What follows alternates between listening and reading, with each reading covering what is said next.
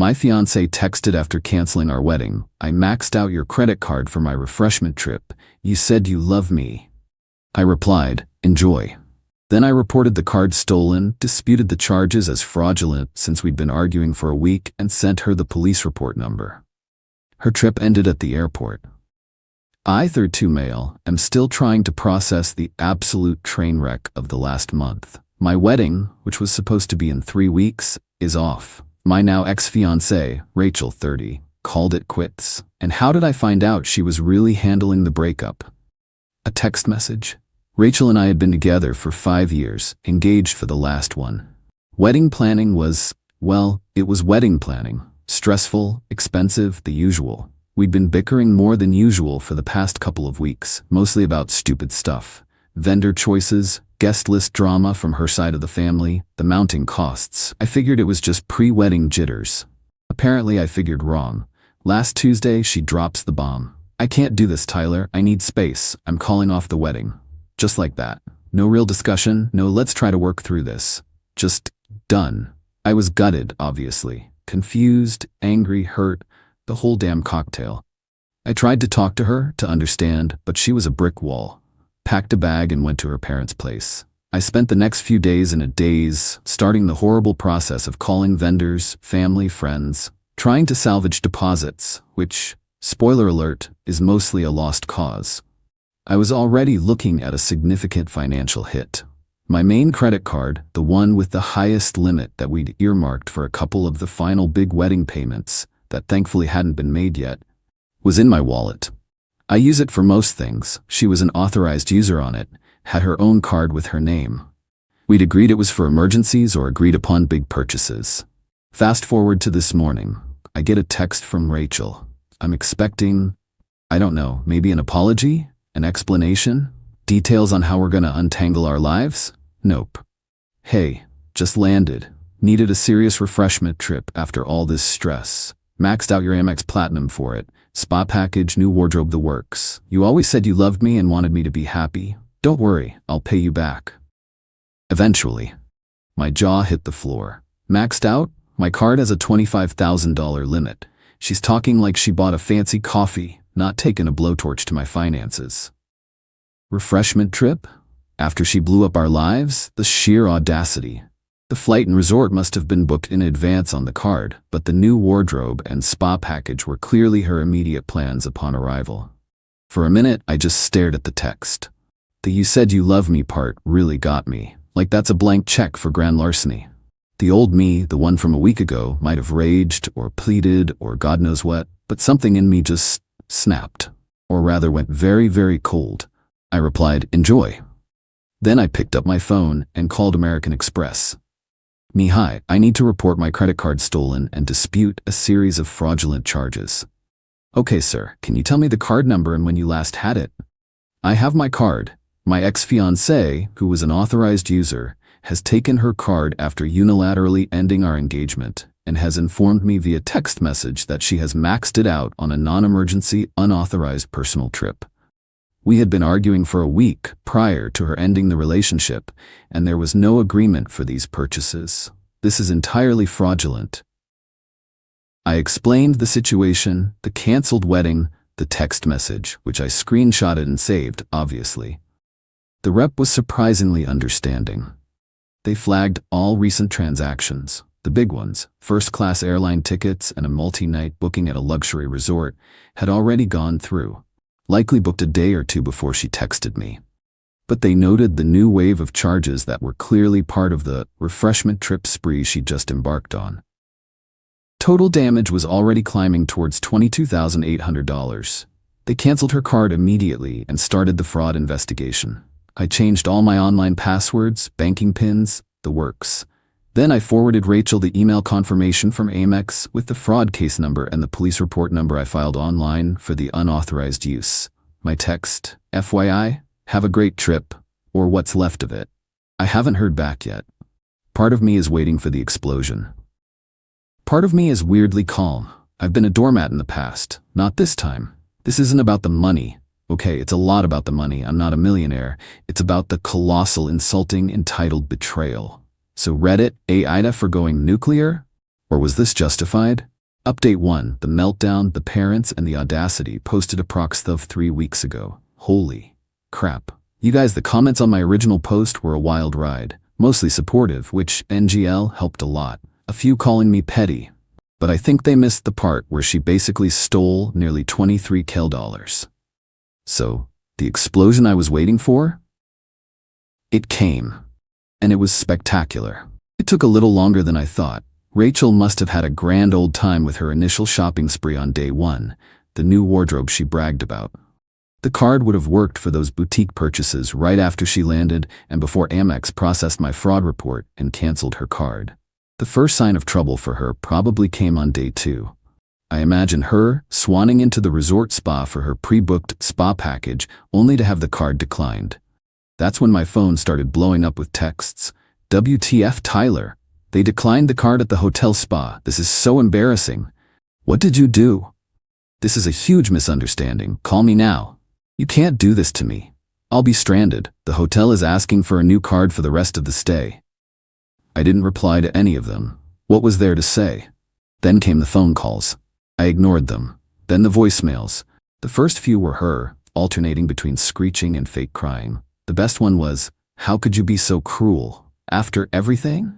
I was just trying to clear my head. You know how stressed I've been planning your wedding." My wedding? Interesting. The real fireworks started about 3 days into her trip. She was due to be there for a week. I got a call from an unknown number. Figured it was her trying a different line. Nope, it was her dad, Mr. Dennis Vance. By this point, Rachel had probably realized the full extent of her predicament. No money, a hotel demanding payment for the already used nights, and the remainder of her booked stay, and a canceled first-class ticket home. Mr. Vance. Tyler? Dennis Vance. What in God's name is this about Rachel being essentially trapped at that resort? Her card isn't working. The hotel is threatening to call the police if she doesn't settle the bill for the room, and that ridiculous spa day she apparently had, and her flight home has been canceled. This is your card. You sort this out now. Me? Mr. Vance. Rachel informed me she maxed out my credit card on an unauthorized spending spree after she canceled our wedding. I reported the fraudulent activity to the credit card company and the police, as is appropriate. The consequences of her actions are her own. Mr. Vance. Fraudulent? She's an authorized user. You gave her that card. This is a vindictive overreaction to a simple lover's quarrel. She was just blowing off steam. You're ruining her vacation and scaring her half to death. Me. Being an authorized user doesn't grant permission for theft, especially when she explicitly stated her intent to max it out for a personal trip after breaking off our engagement and during a period of significant disagreement. The text message makes her intent pretty clear. I have it documented. The airline and hotel charges were part of that unauthorized spree. Mr. Vance. She said she'd pay you back. This is insane. You're going to leave a young woman stranded over a shopping trip? Her mother is beside herself. He went on for a bit, yelling about how I was being unforgiving, how Rachel was sensitive and made a mistake. Not once did he suggest Rachel was actually wrong for, stealing. It was all about how I was wrong for reacting. The entitlement runs deep in that family, apparently. Mrs. Janet Vance got on the phone then, full waterworks. Tyler, please, she's our baby. She's terrified. She just needs a little understanding. You loved her. How can you do this? Think of her future. She had to buy an economy ticket on her mother's card to even get home, and now the resort is sending us bills. Me. Mrs. Vance, I did love her, and she chose to betray that trust in a very significant way. Her future is something she should have considered before committing fraud. I'm not dropping the charges. The bank is handling it, and so are the police. The fact she had to buy a new ticket home is a direct consequence of her original flight being booked fraudulently. I ended the call. It was draining. It sounds like after the spa incident, the hotel likely put a hold for the full amount of her stay, and when the card kept declining, they started demanding payment. Her original return flight, booked on my card, was canceled by Amex as part of the fraud. So she was indeed stranded until her parents bailed her out for a new flight. I don't know the full details of what happened when she finally got to an airport to leave. But it probably wasn't smooth if the authorities had been alerted by Amex about potential fraud linked to her name and travel. Her sister Heather started a group chat with me and some of our mutual friends, painting me as the villain. Tyler is being completely unreasonable. Rachel just needed a break. He's trying to destroy her life because he's bitter about the wedding and left her stranded. A few friends chimed in with, "Wow, Tyler, that's harsh." But thankfully, a couple of my close friends who know the full story and have seen the text defended me. The group chat was quickly muted. I've spent the last few days talking to an Amex fraud investigator. Super helpful, actually. They've got all the texts, the timeline of our arguments, which I had in my own messages, proving this wasn't some happy-go-lucky spree we'd agreed on. They seem to be taking it very seriously. Emotionally, I'm a wreck. But a focused wreck. The anger is still there, but it's mostly turned into this cold resolve. Every time her family tries to guilt me, it just hardens. This isn't about a lover's quarrel anymore. This is about a significant financial crime and a breathtaking lack of accountability. Update 2. Okay, things have escalated, and the sheer, unadulterated gall of Rachel and her family continues to astound me. So, after the trip from hell, as her mother dramatically called it to one of my aunts, Rachel was back home, presumably licking her wounds. I got a formal-looking letter a few days ago from a lawyer. Apparently, Rachel is now accusing ME of maliciously reporting a validly authorized user, causing her emotional distress, reputational damage, and financial hardship due to her disrupted travel. They are demanding I retract my statement to Amex and the police, issue a public apology, and pay her $10,000 for her trauma and spoiled trip. I laughed. I actually laughed out loud. Then I called my own lawyer. Thankfully, my company has a legal plan and I got a decent consultation. My lawyer, Catherine, read their letter, looked at my evidence, Rachel's text, my call logs to Amex, the police report, screenshots of our arguments from the week before, and she just smiled. A very sharp, pointy smile. Catherine basically said their claim is tissue paper in a hurricane. The key things: authorized user versus fraud. Being an authorized user isn't a carte blanche for unlimited, unapproved spending, especially after a relationship termination and with explicit intent to max out for personal, non-emergency use. Her text is the smoking gun. Arguing for a week. This detail, which I mentioned to Amex and have proof of, demonstrates the relationship was already fractured. Her spending wasn't within the context of a normal, functioning relationship where such spending might, generously, be misconstrued. My enjoy text. Their lawyer tried to spin this as me giving permission. Catherine said that's a massive reach. It can easily be argued as sarcastic, especially given the immediate follow-up actions of reporting the fraud. Context is everything. The malicious claim, reporting a suspected crime with evidence to the relevant authorities, is not malicious. It's what you're supposed to do. Catherine drafted a response that was a masterpiece of polite, legal, get stuffed. It reiterated the facts, pointed to Rachel's own admission of intent, and firmly stated that not only would I not be retracting anything or paying her a dime, but Amex was also pursuing the matter of the fraudulent charges vigorously. We also included a little note that any further attempts to harass or intimidate me would be documented and could result in further legal action from my side. The Vances have been on a smear campaign with anyone who will listen. Apparently, I'm a controlling, vindictive monster who lured poor, innocent Rachel into a trap. Mrs. Janet Vance even called my mother. My mom, bless her, is a sweet lady but has a spine of steel when her kids are messed with. She apparently told Mrs. Vance that if Rachel was innocent, she should let the legal process prove it, and that perhaps Mrs. Vance should focus on teaching her daughter about financial responsibility and not committing felonies. Mic drop from Mom. Rachel herself has been silent since her lawyer's letter, probably on their advice. But her social media, friends have sent screenshots, I blocked her everywhere, is full of vague posts about surviving betrayal and toxic relationships, and how the truth will come out. Girl, the truth is out. It came out in a text message you sent. The financial side.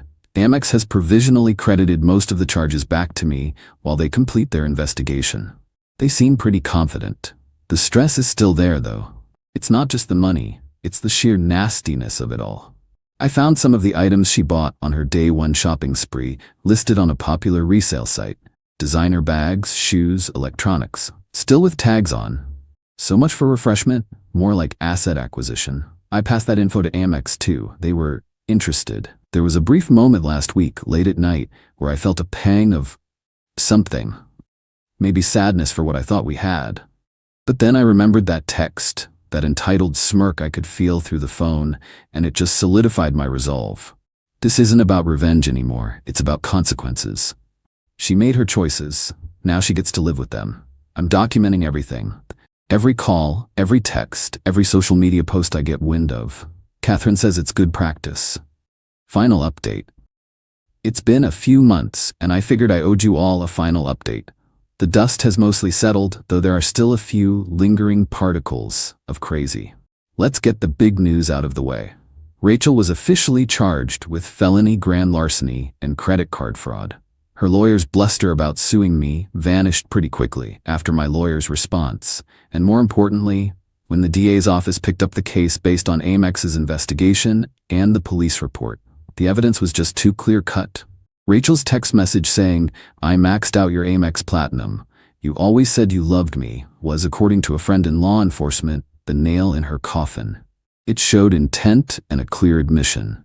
She ended up taking a plea deal. Avoided jail time, which initially pissed me off, NGL. But the deal includes full restitution. She, or more likely, her parents, has to pay back the entire $22,800 to American Express. Amex had already made me whole, so this is between them now. 5 years probation, with all the lovely conditions that entails. Regular check-ins, travel restrictions, can't get into any more trouble. Mandatory financial counseling and an ethics course. The irony is delicious. A felony conviction on her record.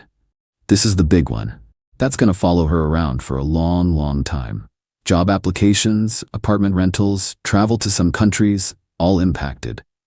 The Vances are predictably blaming me for ruining Rachel's life. Mr. Dennis Vance apparently had a meltdown in the courtroom when the plea was accepted, yelling about how it was just a misunderstanding and I was a vindictive bastard. Classy. They tried to float a story to local gossip blogs, yes, those exist, about me being an abusive ex, but my lawyer sent a very pointed cease and desist, hinting at a defamation suit, and that shut them up quick. The evidence I had, our text history, the timeline, made it clear who the real problem was. Heather, Rachel's sister, still occasionally tries to stir drama on social media with vague posts, but most of our mutual acquaintances have seen Rachel for who she is and have distanced themselves. A few of Rachel's diehard friends still think she's a persecuted saint, but honestly, who cares what they think? Their judgment is clearly questionable. As for me, the wedding funds I managed to salvage, plus what I would have spent, went into a down payment on a small condo. Just for me. It felt good to sign those papers, to build something for myself after all this. I've been focusing on work, hitting the gym, reconnecting with friends who had my back. There are still moments when the sheer audacity of it all hits me. The entitlement. The belief that "you love me" translates to "I can steal tens of thousands of dollars from you." It's a level of narcissism I still can't fully comprehend. I do feel a small, bitter satisfaction knowing she's facing real, tangible consequences. Not because I'm a vengeful person, but because it's justice. Her actions had a direct, unavoidable outcome. She gambled, thinking I'd roll over like I might have in the past. She lost. I've had a couple of therapy sessions to unpack the whole thing. It helped.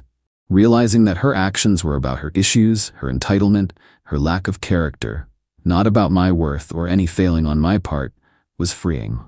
So yeah, that's the end of the saga. No dramatic courtroom confession from her, no tearful apologies. She apparently maintained a sulky, defiant attitude throughout, according to reports. Just the slow, grinding gears of the justice system, delivering a very expensive and life-altering lesson. Thanks for listening, Reddit. It helped to vent and get some outside perspective when I was in the thick of it. Time to finally close this chapter and move on. Maybe I'll even try dating again in a few years. And you can bet I'll be checking credit scores and character references. Peace out. Tyler.